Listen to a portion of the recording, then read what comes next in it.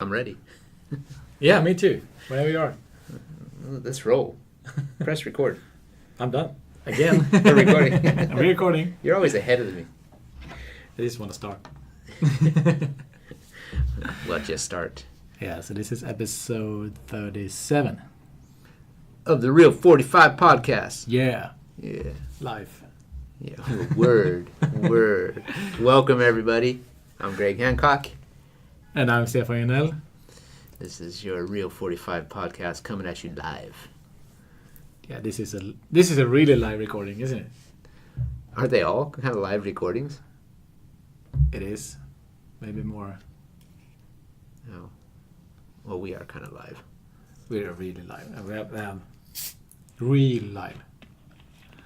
Real as in... Yeah, as in real.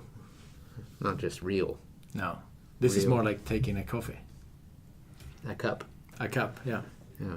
We're just going to grab a cup. This is our second cup. Right. This could be a good cover page. The second cup. Oh, yeah. We could use that. Yeah, we could do that. So we've had a pretty mellow... actually, I've had a pretty mellow 10 days. Haven't had a lot going on. It's been a big break. The Grand Prix has had a kind of a break now for a month or something. Oh, that long? Yeah. I've even lost track of how long it's been. And I haven't ridden here I haven't ridden in Poland for over 2 weeks. It'll be 3 weeks now on Sunday. Mm-hmm. I think that's right. And then I haven't ridden in Sweden for 10 days. So... Awesome. You've been off? Yeah, it's been like a mini holiday right in the middle of... right in the middle of the beginning of summer. In the middle of the season. In the middle of the season, exactly. So you tend to get these breaks here and there, but now it's been a big break with the GP and then 10 days off here. Poland's been strange schedules, I can say that much. But in one way, I like it because it's not so wham, bam, bam. Every weekend you're full. You never have any time off, and it's GP Saturdays, Poland Sunday, Sweden Tuesday. For me, it's been a couple of cases now, and in the next few weeks, after the Grand Prix here this weekend in Denmark, in Horsens, there's no Polish League on Sunday for me. Then next week in Hallstavik, no Poland the day after. And then in Cardiff, 2 weeks later, no Poland the day after. Oh. So I don't know about the extra league because I'm down in the second division right now, but it seems like this schedule for me is awesome because it's better for me with the traveling. It's way better for my mechanics who always get overlooked. Mm-hmm. The amount of time and hours they spend at the track and then in the car driving to and from the events. And, for instance, after an event, and it could quite easily happen here in Hallstavik too, that we have Poland the day after. Oh, yeah. So the distance just to get to the south of Sweden after the event, so you don't get out of the track before 10:30, 11 o'clock at night at least. Oh. And then you've got 7 or 8 hours down to the southern part of Sweden to cross into Denmark and then make your way over to Poland to race the following day at, in the second division, it can be anywhere from 1 o'clock in the afternoon to 7 p.m. Oh, so that... Oh. Yeah. So that's stress. That's stressful. So I really, really like the fact that for some reason or another, I don't know if this just happened to work out this way or if actually all these people got together and decided maybe we should start to think about the safety and the health and well-being of all the riders and mechanics and people involved. Hats off to you. Good move, guys. Please do the same next year. Mm-hmm. For sure. Do you have the same case with Westart here? Not really. But people are going to vacation soon. I think even the customers do. So we used to have the summers a bit more calm, if you say it like that. So when I first started coming to Sweden way back, like the whole month of July, it felt like literally it was like an industrial vacation. Yeah. The whole country shut down. More or Nearly. less. And I could never believe that. Like, that would never happen. The U.S. would never function No. to shut down everything for a month. And you can see that has kind of changed a lot over the years, that it feels like not everybody shuts down. Maybe they shut down for weeks at a time here and there, but not everything shuts down at one period now. It feels like there's still always somebody working. Yeah. So, I mean... It's the same for us. We need to have stuff all the summer.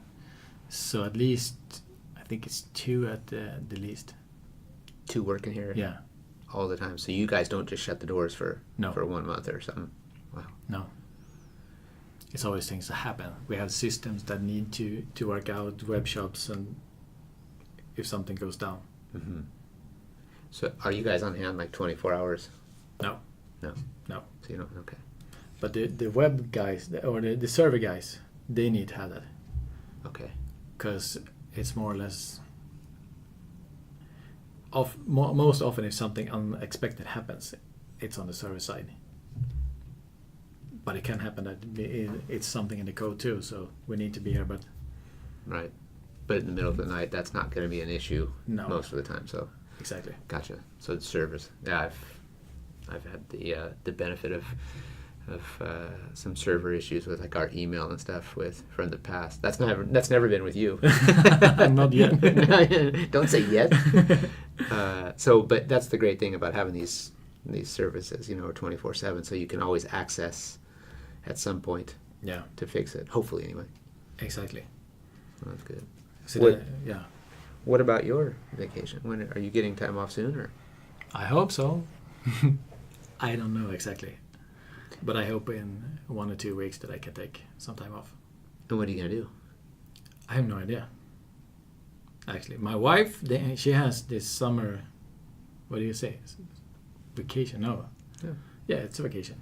Yeah, pretty much. She's studying, so So she's they on don't vacation. study on summertime. So she has this. I don't know what you call it. Lov. Yeah. It's Break a or break. Yeah, vacation. summer break. Yeah. Yeah, that works out okay. But Yeah. but what about your motorcycle you just bought? Aren't you gonna take that thing for a cruise? Oh yeah, I'm gonna do that. So after how many years you've talked about buying a motorcycle, you've just recently bought one. Yes, So is that because you just realized that life is short? it is. Or did you just realize that I need a bike? I needed a bike, and my dad just told me, buy it. Stop talking about it, just go get it. Yeah. I like your dad's style. No, it was true. I mean, life is too short not to have it if you like it. Anything. I mean, I think that my reason not to have one before because it's dangerous and you have kids and stuff like that. And now life is too short not to have it. I mean, if I die, I can die from a car accident or falling my bike. At least you're having a good time. Exactly. Now I can. You just have to realize that don't drive too fast and see the other cars, I think, because they don't see you. Pretty much the same reason why I don't ride on the road either. I never even took my license to ride on the road. Never had really any interest whatsoever, besides riding a moped around or something. Mm-hmm. But you are such a minority on a motorcycle, and it doesn't matter how good of a rider you are or how aware or how far you look ahead. People just don't see you, and that's the sad part, because everyone's busy and everyone's doing what they do, and other distractions in the car or outside the car, or just in another world while you're driving and don't think about it. But that doesn't mean people are doing anything bad. It just means that you take things for granted sometimes. However, the thought of cruising a nice Harley or some really cool bike down the Pacific Coast Highway in the U.S., in California, there's something appealing about that I feel like maybe I should just, yeah, life's short. It is. I mean, that's something you need to do in life, I think. Rent a bike in the States and Of course. What is it called? Highway 1. Highway 1, yeah. The Pacific Coast Highway. Yeah. Why not? I want to do that. I've done it in a car. You done it? Yeah, in the car. Mm-hmm. And it's pretty cool in the car, but you know what, to have the wind in your face, the smell of the beach, Yeah. you know, the sceneries And to die for. And together with time. I mean, a bike and then a time that is not, the limit is not too close to when you go. So you have like some weeks and you can just stay, oh, this is a nice place, and just let's stay for a day or two or Right. check it out. I mean, Yeah. Don't set a timeline at all, right? Just go for it. no. Wow. In Sweden we have this allemansrätt. It's like, it's a law that you can almost stay or you can camp for a night almost whenever you like, even on someone else Oh, yeah, I've heard land. about this. Right. Not in someone's in the garden, but if someone owns a land, you can always stay in the woods or on a field or something for one night. Is that the same thing in the States? Can you, if you take the motorcycle in a tent, is it easy to just? That part I don't know for sure. On someone's property, especially if it's labeled as private property, no. No. As far as I know and can remember, no, if it's labeled like that. However, you know, if it's a national forest or something like that, of course you can stay. But Yeah. someone else's property, I don't know. How do you know if about it's that. someone's property? Well, I guess if you really wanted to know, you'd Google it and check it out, you know, or something to that nature. But I know what you mean now, because even we've been out sailing with my in-laws here, outside in the archipelago here in Sweden, you know, during the summers, and we pulled up on an island. They said, "Oh yeah, this island's, you know, it's not a private island, or I mean, it's not a public island. It's owned by some specific person, but you're allowed to come here and you can stay here for a night or whatever. There's a period of time, Yeah. and then you have to leave. But it's okay to stay there on someone else's property. It's so nice. Yeah, it's really cool. Yeah. Makes Swedish people friendly. But you have to clean up and you have to leave it like it was. Oh, gotcha. Yeah. Oh, that's, you know, Of course. that's why Swedes are. This country is clean, it's environmentally Probably, yeah. looked after. So that's cool. California, you would just like dump your trash on someone's property or something. That's not my side of it. Just kidding. We just dump. That's you not know. how it's on. No, not at all. No, but it's All right. Well, you're gonna get a vacation. So, what about throwing a tent Mm-hmm. on the back or a little trailer or something, pull behind your bike?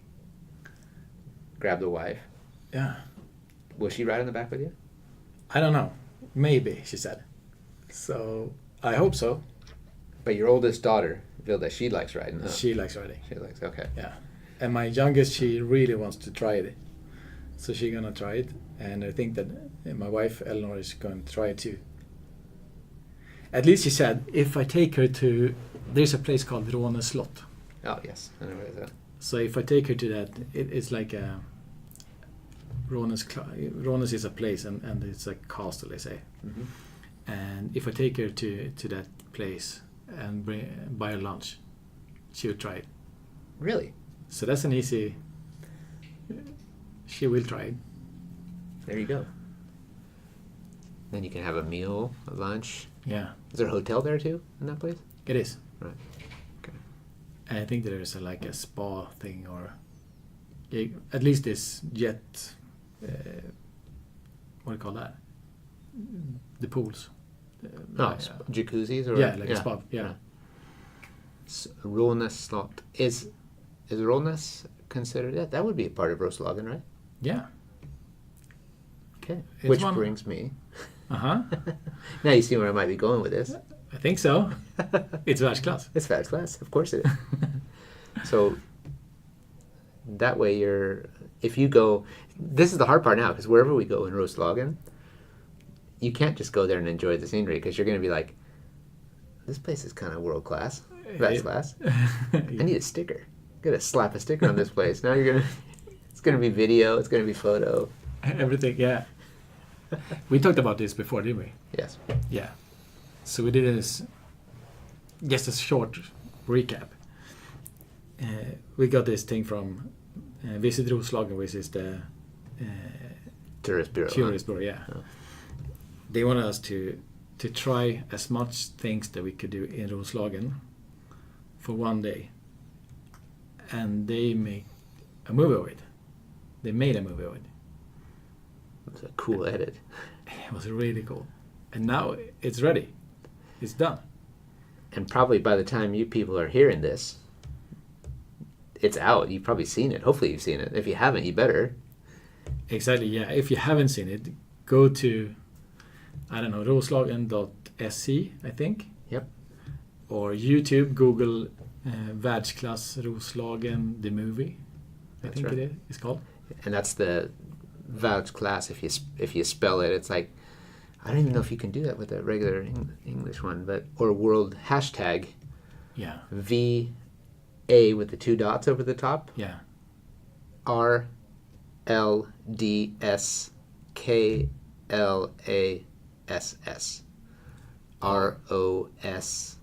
ROSLAGEN. Yes. Världsklass Roslagen. Yeah. Get your pencils and your pens out, people. There you go. But I think it will work out with the word class Roslagen too. Yeah, if you put that in there, it should come up on the search. Yeah. I should look that up. Yeah, do that while we're talking here. So anyway, we did this really cool edit. It's all in conjunction, or was brought up by my neighbor, Tessan. Tess, who lives just a few meters away from our place here.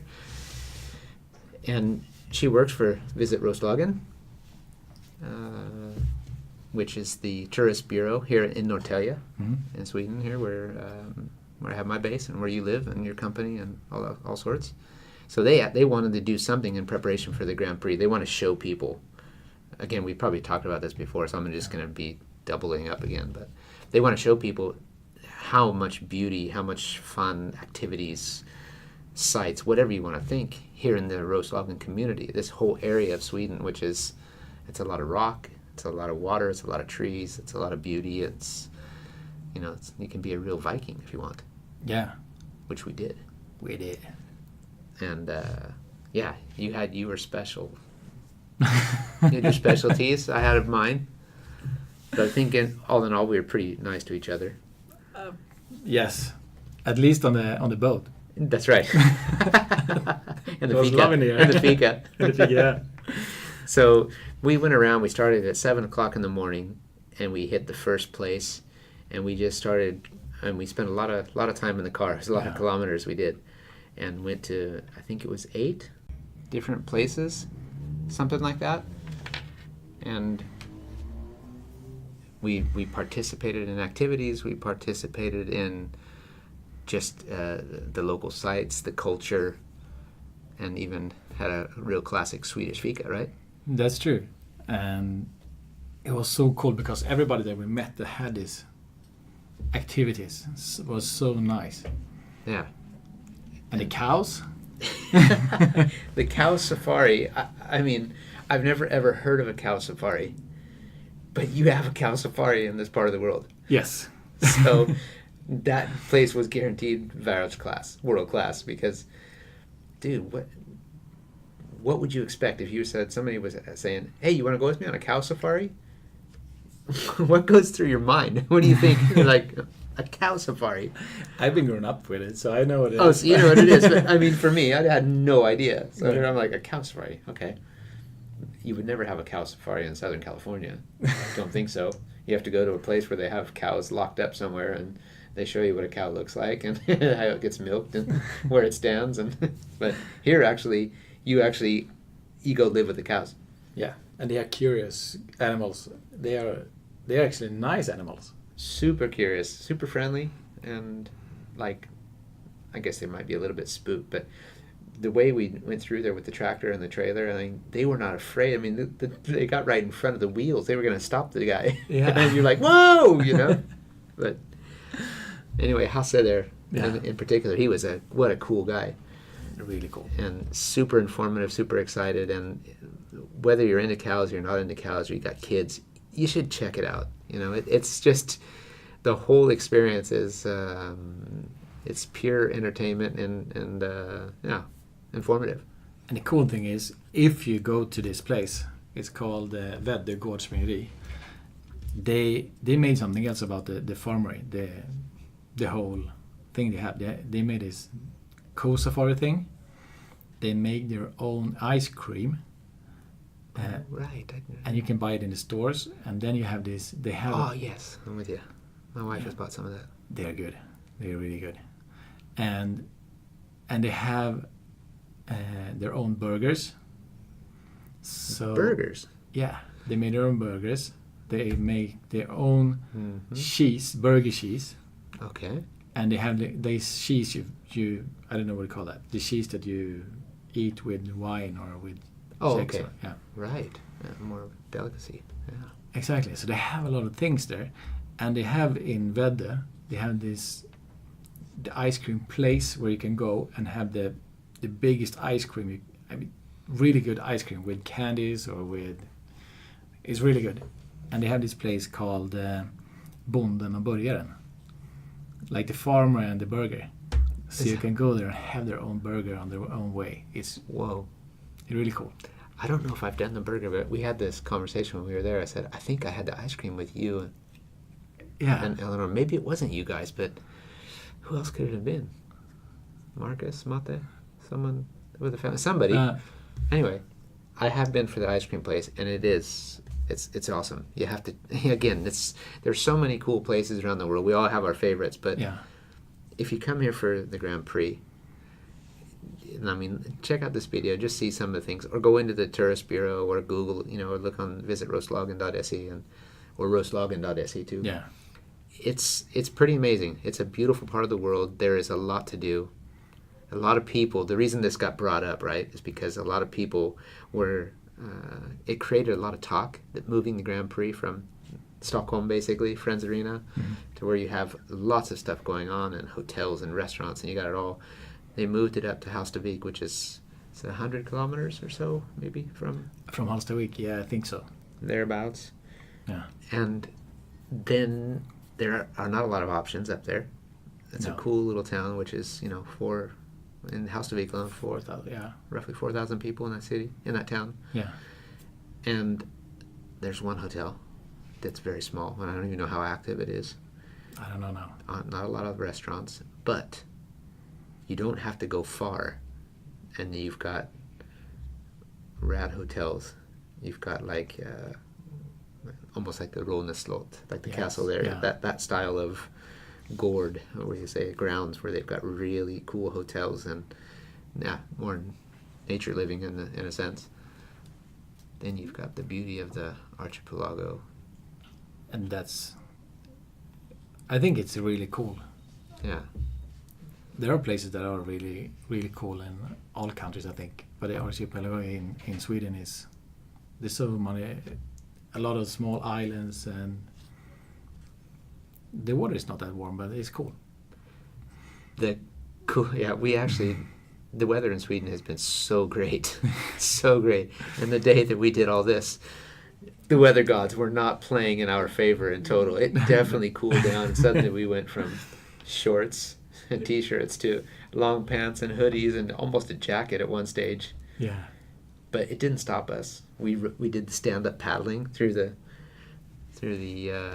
streams there and throughout Norrtälje. So you got to check out Norrtälje too. I mean, obviously we're biased because I have my base here, you live here, but it's a pretty cool town, and the community here, the city council is for this whole area is basically right here.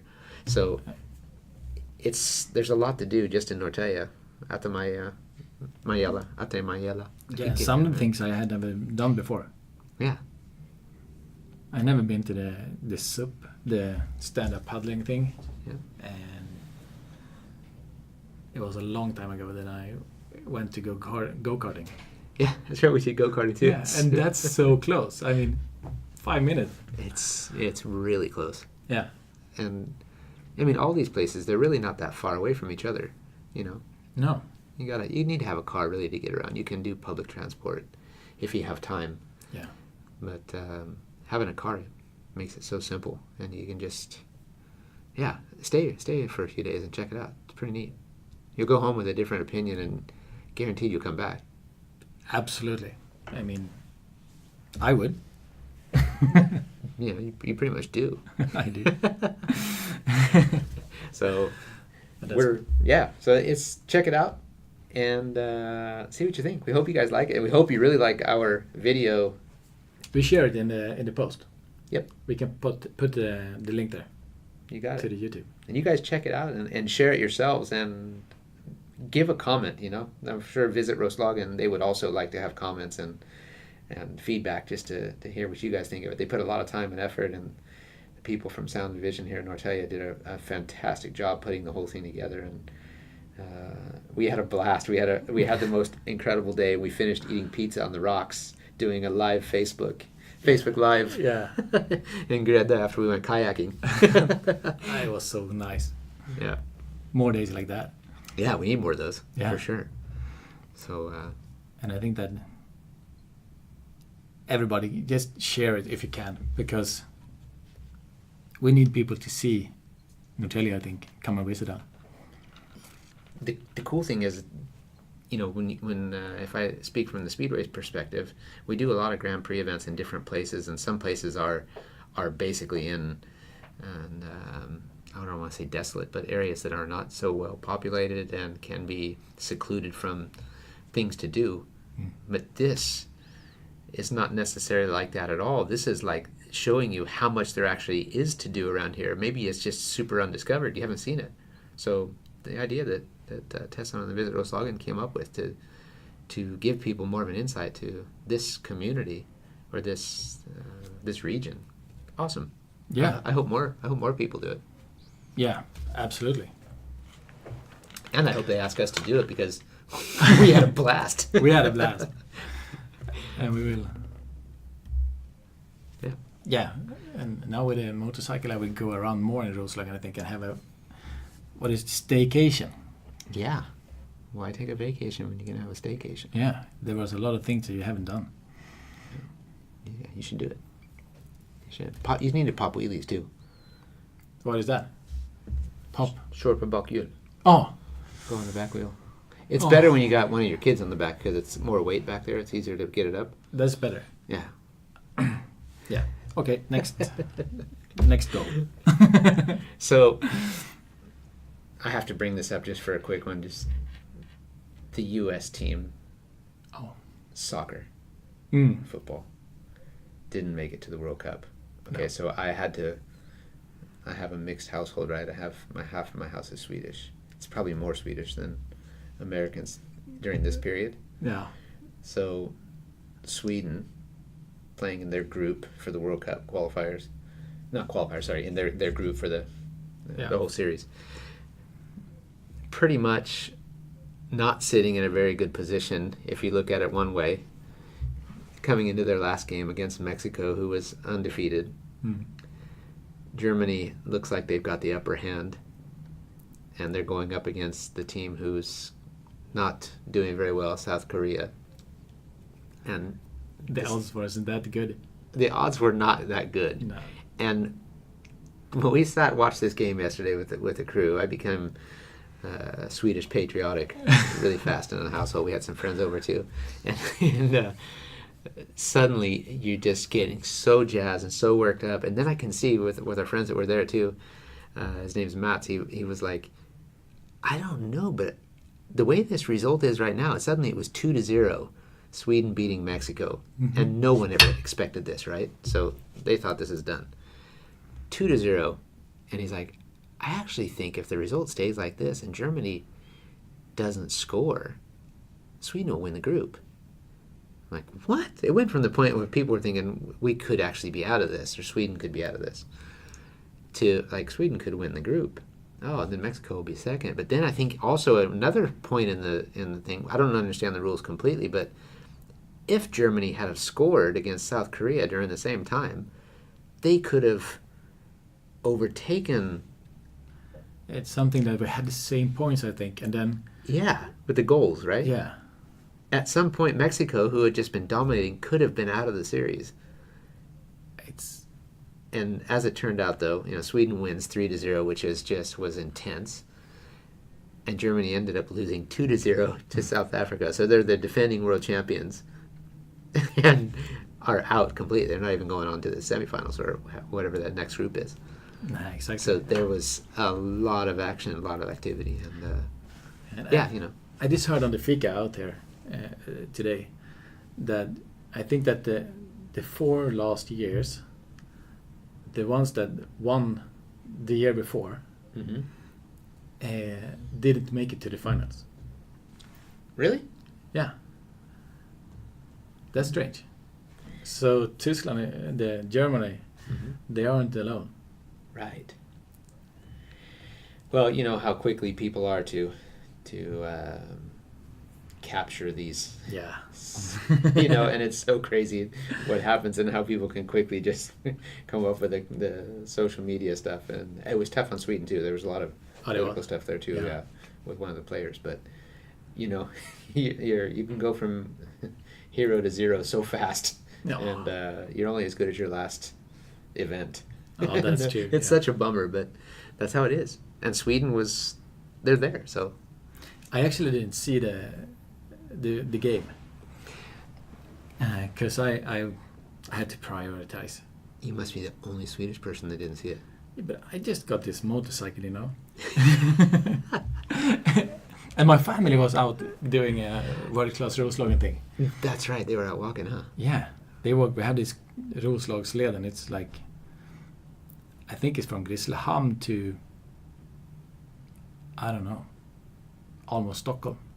So you can walk a road to woods and by the ocean, and it's really, really nice. Right. That's a long walk if you consider that distance. Yeah. Grisslehamn to Stockholm. What can They that be? walked now from our house in Norrtälje to Grisslehamn, and I think that was 70 kilometers. Whoa. So yeah, my wife did that with the kids. The kids walked with her too. Yeah. 70 kilometers. Yeah. How long did that take them? They started this Sunday lunch and went to Grisslehamn yesterday at 10:15 in the evening, I think. That was Wednesday. Right. Yeah, true. So then they stop during the nights and sleep and whatever they do. Where do they stay? They stay in the woods. They stay where they could on the way. They take tents or something, or? Yeah, they had tents, or they had this other thing that I don't remember the name of now, but it's not a real tent. It's like a... I don't remember the name. Okay. It's not with walls. You just have like a roof. Okay. Right. Yeah, like a tarp. Yeah, it's a tarp, yeah. Okay. Testing. Right. So, and I had the pictures they sent me all the time. It's amazing. What an experience. Yeah. Yeah. So just Eleanor and the 2 girls. The 2 girls and Vilda, the biggest one, she had a friend with her. Oh, okay. So Alva, she went from Norrtälje to Älmstad, which is half the way, or more than half the way. Yeah. I think. And when she went to Älmstad, she was like, "Oh shit! Did I go this far?" Because she went there with the car and know how far it is. And she was like, "I did it." But then she went all the way too, right? No. She stopped in Älmstad. She stopped. Okay. Yeah, because they had this. There was not that many places you could get water, so they had a lot of water with them, and it was quite heavy, the backpacks. Oh, to carry, right. So she wanted to give up there, but the other ones they went to Grisslehamn. Oh, cool! What an experience for a mom and her daughters, together. Exactly. Just the 2 or 3 of them. Well, and the friend too, but. Yeah, they had an amazing time, I think. Right. So I went there just to get them from Grisslehamn to Singen, the place there. Where you guys were? Yeah. Did they wear their shoes out? The shoes off? Did they wear their shoes out? Like, have to get new shoes now because there's no tread left on them after walking all that far? Oh, you mean like that? No. No, okay. I don't think so. But they had this patoffler with them. Did they? Did they walk in those? Yeah, because that's a good trick if you're going Those out are Crocs hiking. for all you people out there. Oh, yeah, Crocs, yeah. Because if you're going out walking, then your shoes will be closed into the shoes. Right. And you get this scalp sore. Yeah, like blisters or... Yeah, exactly, on the shoe. And then if you have the Crocs, they don't weigh anything. So you can just switch and have them for a while, or when you come to the place where you will stay, just switch so you can dry them out or get some air to your feet. making Crocs cool again. Yeah. See? So they went to buy Crocs just to, and I think it's cool. See, they should be. Hopefully, they were. You know how we are with our social media. Hopefully, they were just going off like Crocs are the bomb. You know, look at this. She should have done it. Yeah. She didn't. Check me out. I'm doing Roslagen. Yeah. 70 Ks in my Crocs. I don't think that they walked that much with them, but they actually switch sometimes because it was good. I would just lie. Yeah, I did the whole walk in my Crocs. Oh yeah. And my feet are fine. Hey, we want some sponsors. Yeah, that Crocs. Come on, football. Anyway, pretty cool then. So they're on vacation now too. So now they're off and staying. And you guys have a really cool place out there and seeing it. Yeah. Another great part of Roslagen. It is. So it's all about Roslagen right now. It is. Roslagen. It is. Are you coming to the Speedway GP next week? Yes. Right. I was there with my family. I saw online that I think they have only standing seats left. Yeah. You can't. Standing seats. That sounded funny, huh? Standing seats. Yeah. Yeah. Think about that. Yeah. So they only have standing tickets left. Which, that's impressive.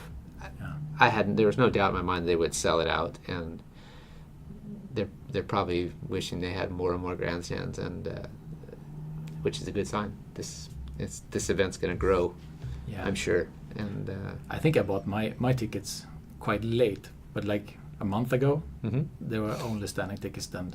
oh, even so, Yeah. we tried to get a VIP table for a group recently. It's been 2 or 3 weeks ago, and Mika Turnberg said impossible. He said, I can put you on a wait list if anybody cancels, but right now impossible. Oh. So, I was a little bit late to the game there, but that's okay. Yeah. That's going to be full. It's going to be sold out. It's going to be a cool show. So, They need to rent a helicopter then. yep. Just hovering. Yeah. There's a lot of trees around there. You can, if you're a good climber, Yeah. probably get in trouble for saying this, but I would just hike a tree, or like climb a tree, scale a tree, and just get up there and. But I think the standing tickets is good. I think it will be awesome because there will be a lot of people. Totally. And I mean, The atmosphere is going to be crazy. yeah. Yeah. And I think they can sell beer at this event too. Oh, they can? Whether that should be broadcast or not. I know it's something. It's always a talk about different countries and where people can go and buy alcohol or not buy alcohol. But I think they've made a deal that they can have alcohol there too for specifics. But there'll be, obviously there'll be a lot of police activity and stuff too. So It's nice just to have a beer or two. I mean, sure, just let your hair down. Yeah. Yeah, it's gonna be fun. I'm happy for the club. I'm happy for the town. My wife comes from Hallstavik from the beginning. That's where she's born and raised. So we have family in that area, and for her, she moved away at a young age and pursued her other job opportunities and things in different parts of Norrtälje here, and then in Stockholm, and now for her to see that, she's like, wow. Who would have ever thought there would be a Speedway Grand Prix in Hallstavik? No. So it's going to be big. It's going to be big, and it's going to be cool. But I'm leaving here now after this podcast, more or less. I'm on my way to Horsens for the Danish GP. So after this long break, we kick off again on Saturday, and it's going to be really, really cool. Nice to be back on the bike again and get sideways, and I want to pick up the pace from where I left off last time, and Win that shit. Yeah. Just get out there and just hammer down. Sure. Hammer down. Yeah. Buddy. So it's going to be like that. And you know what? I'm also going to meet on my way, in my travels along the way, one of the greatest speedway riders ever and one of the best mentors I've ever had. Danish, the Great Dane, the main Dane they called him. The main Dane. The main Dane. He was referred to as many years, 3-time world champ. Oh. Erik Gundersen. Nice. And he will be on the podcast with us next week. I'm looking forward to that. Yes. Yeah. I'm only bummed because you can't be there with me on this trip, so I'm going to have to cover for you. Please do. So it'll be me, myself, and I with an interview with Erik. And I'm bummed because you always have such interesting questions that are away from the sport to get really interesting information from Erik or from the guests that we're having. So it would be fun to have that. But as we say with all our guests, why not have another follow-up sit down and dig even deeper into his It's life. kind of nice to have it. I mean, like we have with Luke or other guests that have been here twice. I think that it's easier when you're starting to know each other in that way. For sure. Like you have, it's easier. It's losing up. It really is, and you get more familiar. And then the cool thing, even with like Luke or Chris Holder and some of the guys that have done 1 or 2 episodes with us, even Wilbur. Yeah. They get inspired, I think, and they start to think of more things as they get going that people, they don't really get to hear. So that's been the fun part for us. It's like suddenly you find out a lot of stuff about specific individuals that you may have never ever have found out just by having a chat like this. Yeah. And if everybody gets in the right frame of mind or the right mode, it can become really, really interesting interviews. That's true. Erik is going to be unreal. And for me, I don't get to see him and Hella, who I actually lived with my second year racing in Europe. Myself and Billy Hamill lived together with him. Oh, you did? And Erik got injured the first year I was in England racing for Cradley Heath. So I was riding as a 19-year-old kid in the team where he was defending world champion that year, and just the all-around greatest guy. I mean, he was a hero. I was starstruck just being in the team with him, but he was a normal guy, and he was like, he worked hard and did all that, but he also knew how to have fun away from the sport. So he taught me that part. After coming, I had a year of living with Lance King my first year, and he laid down the ground rules and pretty much did it all. And then that first year I was there, Erik Gundersen had his accident where he had a nasty crash in Bradford at the World Team Cup.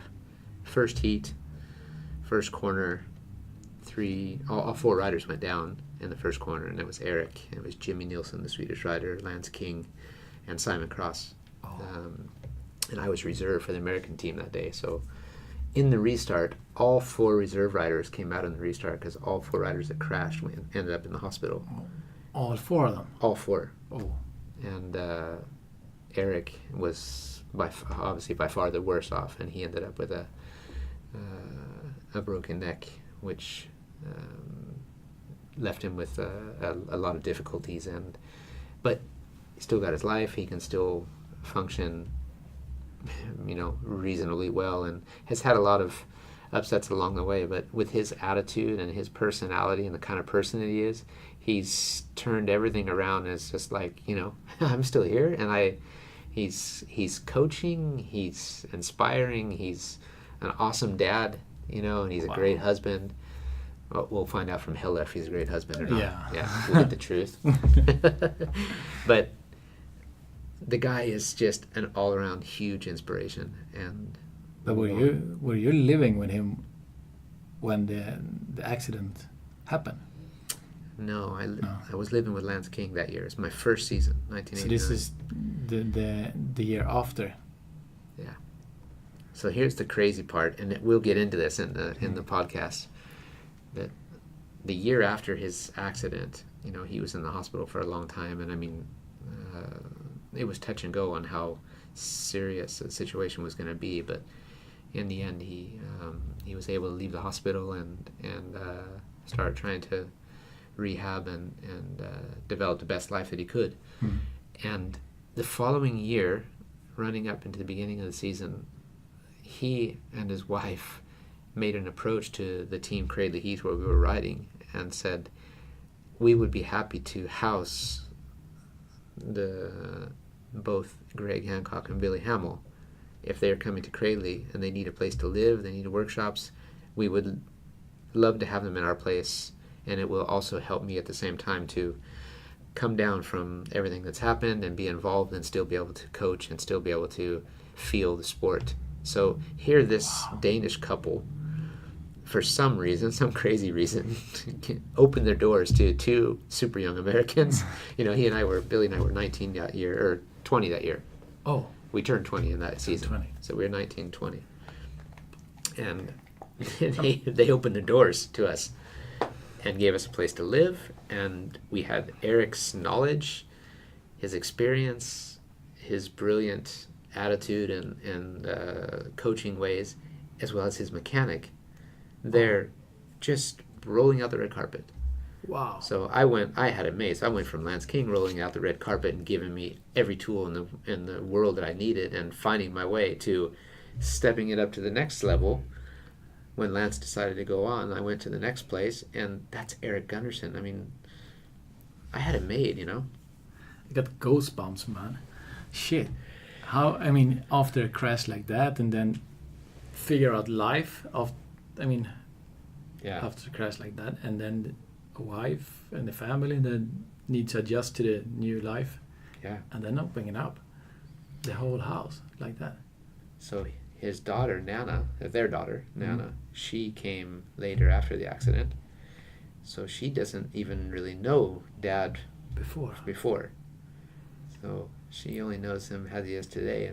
And boy, have they raised a brilliant, beautiful young girl who's so full of life, so exciting, and they've given her all the greatest tools and showed her how to have fun and how to be serious, and she's got all of the ingredients and is just a super, super young girl. And it's rad that Erik, being the kind of person he is, and Hella being the type of woman, lady, mother that she is, they have, wow, they continue to succeed and inspire. So that's super motivating. So looking forward to that. Yeah, absolutely. It's going to be good. So make sure you guys tune in next week and listen to the interview with Erik and Hella. So my goal is to have them both at the same time, and they will be able to share in this. So it's going to be fun. Check it out. Check it out. Yeah, that's right. So listening to Real 45 podcast, as Carl says. Yeah. Thanks for listening, everybody. You guys have a great week. We're going to do our best to have a even better week. True that. It's never easy. No, it is easy. Yeah, actually it is, right? It is, yeah. It's not hard. Ciao. Peace.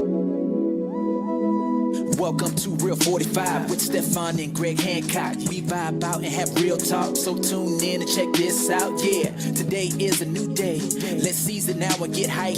We talking about our careers, our family, and just life. Yeah, share my story with you. Inspiration like every day. Real 45, we gon' keep it live. I keep episodes on replay. Hey, Real 45. Yeah, Real 45. Show them how we do it, man. Yeah.